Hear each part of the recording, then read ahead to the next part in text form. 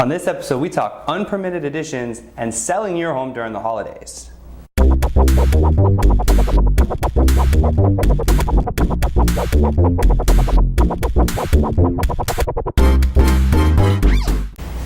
What's up, guys? Thanks for joining us for Ask a Realtor episode 9. My name is Jason Cassity with City Consulting Group in downtown San Diego. Fun fact about the number 9 is that I don't have one, so I'm going to be ixnaying the fun fact segment and adding a question of the day segment at the end, so stay tuned. Let's go into question number 1.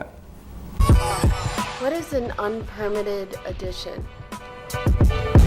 Question 1, what is an unpermitted addition? That's a great question. It's very common here in San Diego. I know I've seen it in Northern California as well, back in my original market. I think it's probably pretty prevalent all across the country. So an unpermitted addition is something that a buyer needs to be aware of when they're going to look at a house, right? So generally you'll see this maybe a garage conversion, or someone added a bedroom or a bathroom, but it wasn't permitted work. So that doesn't necessarily mean they did it themselves. They could have had a contractor do it, or they know someone who's a contractor or whatever, but they didn't go through the time to get that permitted.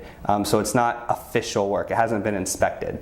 So now what will happen is on the MLS, when a realtor lists that, they'll say, permits unknown, buyer to verify all before close of escrow, or something along those lines, letting you know that there's been work done. The tax rolls may show a 3-bed, 2-bath, but when you get there it's a 4-bed, or it's being marketed as a 4-bedroom, because what they did was they converted their garage over to a bedroom, or they added an in-law flat in the back or something like that, right?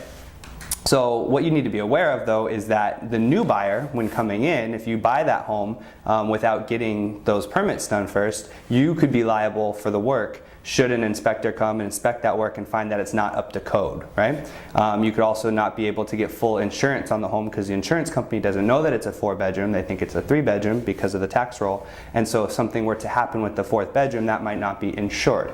So it's just something you need to do your due diligence on. Again, it doesn't necessarily mean that the work was bad, although a lot of times it is. It's just done on the whim to add in a bedroom or something like that, but it might not be up to code. So just make sure you do your due diligence. If there's anything, if you go into a 3-bed, 2-bath that's 1,400 feet and you're walking around and you count 5 bedrooms and you realize that it's 2,500 square feet, you probably have some unpermitted work there, and you need to find out when that work was done, because you as the incoming buyer could be liable for either tearing that out or bringing it up to code if you buy it. So great question, and keep an eye out for unpermitted additions.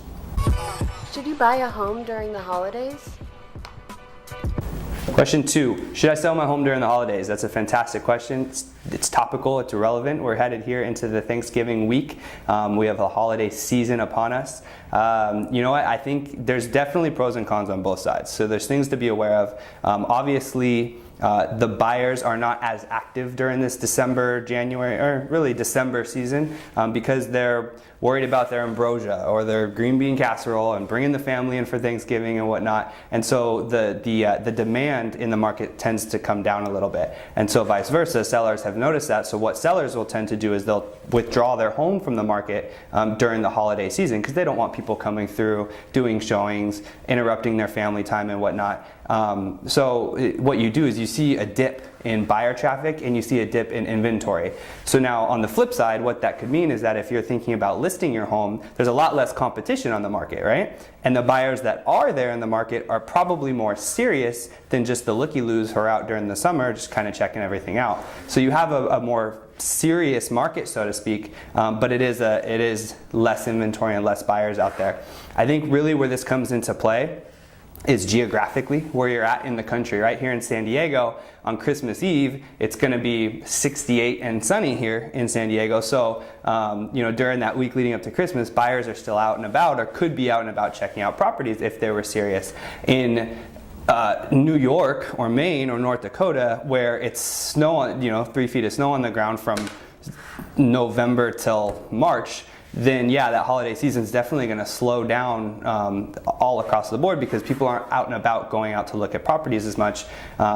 So it's just something to consider there geographically. But as for whether you should do it or not, just take a look at your market, see what the inventory looks like, see if you want to go up against maybe less competition but more serious buyers. So I can't tell you which way to go because it's very contingent on your local market. So yeah, great question.